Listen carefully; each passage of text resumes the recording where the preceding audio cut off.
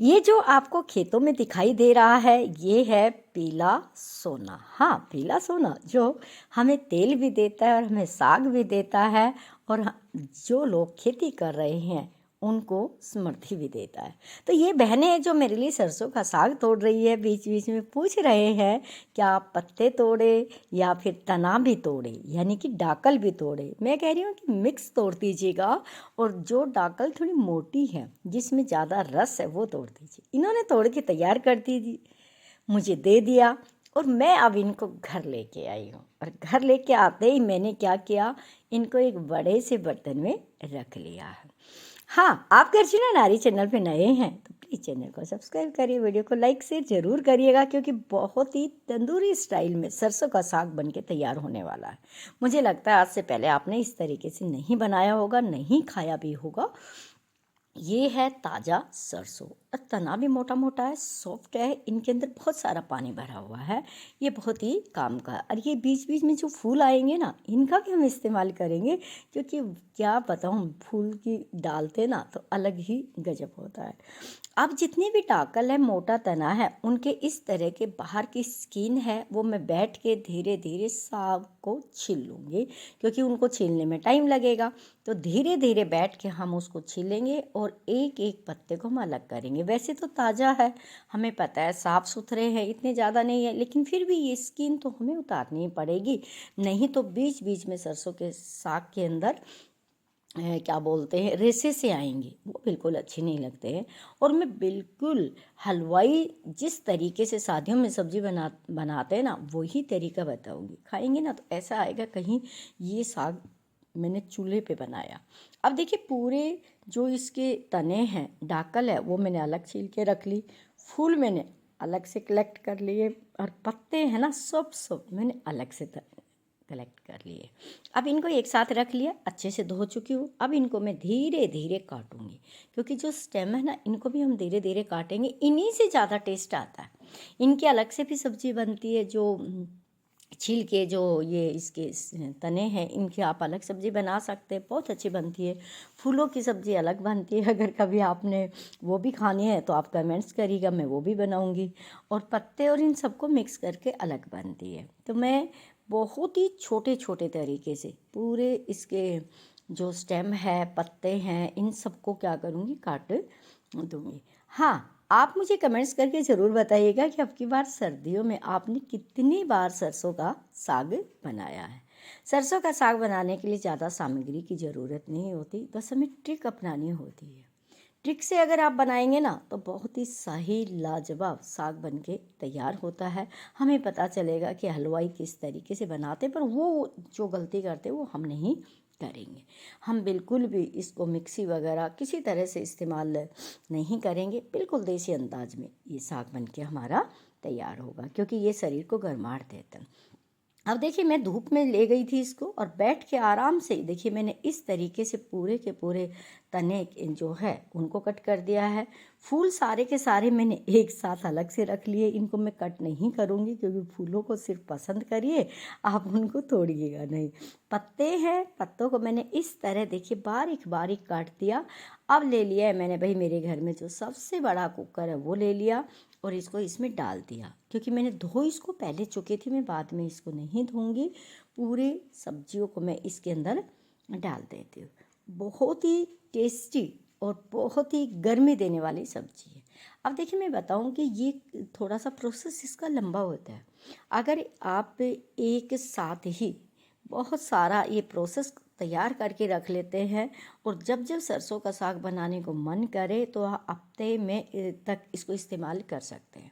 अब यहाँ पे मैंने आधा गिलास पानी ऐड कर दिया है और पानी ऐड करके इसमें कुछ नहीं डालना, कुकर का लगा देते ढक्कन और ढक्कन लगा के हम इसको रख देंगे गैस पे ये अच्छे से उबाल लेंगे और ठंडा कर लेंगे।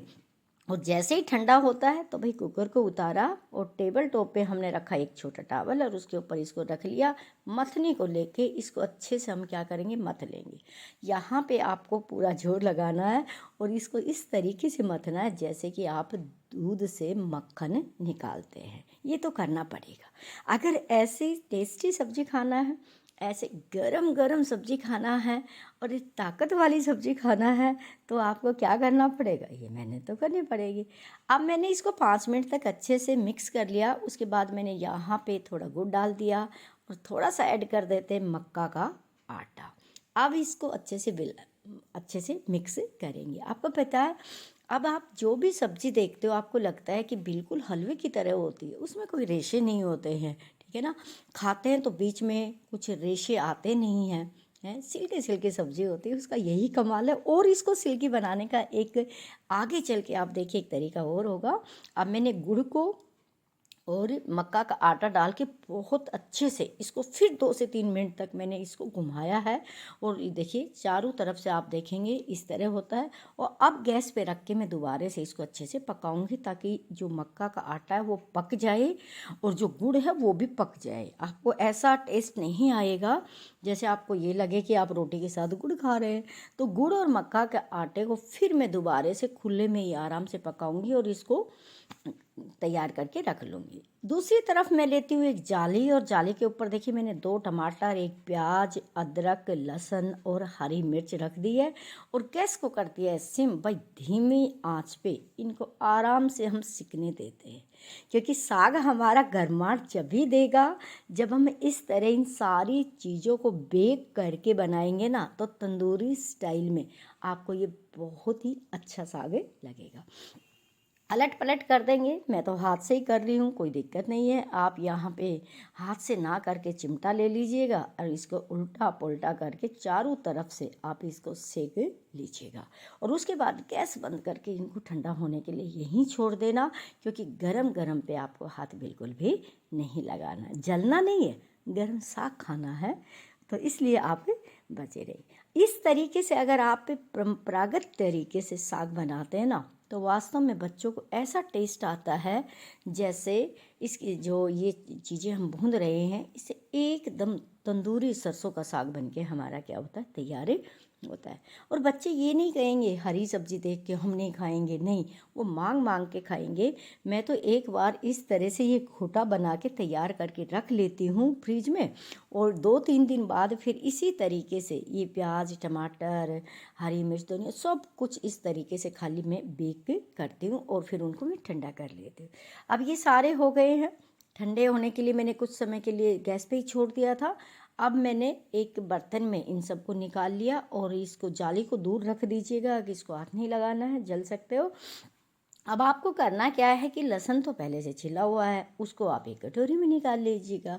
और उसके बाद आपको करना क्या है, ये लहसुन देखिए जला था लेकिन जले हुए को रखूँगी, उसका टेस्ट अलग आएगा। अदरक को हम छील लेंगे, टमाटर को छील लेंगे और जो ये मिर्ची है इसकी डंठल को हम क्या करेंगे, तोड़ देंगे और प्याज को छील लेंगे।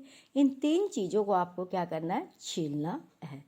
बहुत ही अच्छा टेस्ट आने वाला है इस तरीके से जब हम ये साग क्या करते हैं, बनाते हैं। आपको पता है ना कि ज़िंदगी में जो आदमी जितना ज़्यादा तपता है, मेहनत करता है, उसका ज़िंदगी का स्वाद उतना ही अच्छा होता है। यही कहानी इन सब्जियों की होती है। अब दूसरी तरफ देखिएगा, ये भी हमारा बिल्कुल तैयार हो गया था साग जो है, उसको भी हमने अच्छे से सेक लिया। अब इन सबको छील कर अच्छे से करके हम क्या करेंगे, मिक्सी के जार में डाल देंगे।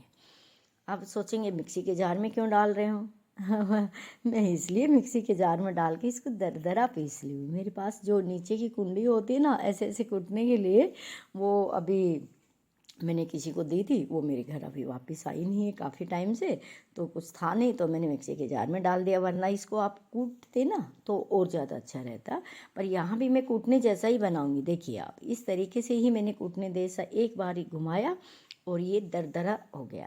अब गैस के ऊपर रखिएगा आप कढ़ाई और कढ़ाई के अंदर डालिए देसी घी। किसी तरह का ऑयल इस्तेमाल मत कीजिएगा, सिर्फ देसी घी अच्छे से डालिएगा, जितना आपको पसंद है उतना अच्छे डालिए। फिर डाल दीजिएगा जीरा, और जीरे के साथ अब हम ऐड करेंगे राई। राई डाल के मैं थोड़ा सा ढक देती हूँ क्योंकि दाएं बाएं जाती है ना, बच्चे की तरह निकलने मुझे पसंद नहीं है। और तेज़ पत्ता डाल दिया मैंने, इसको हटा के लाल मिर्च तोड़ के डाल दी। अब इसको थोड़ी देर में ढक्कन को ढक के गैस को सिम किया हुआ है। अब हम डाल देते यहाँ पे जो हमने मिक्सी के अंदर जो मिक्सर तैयार किया था।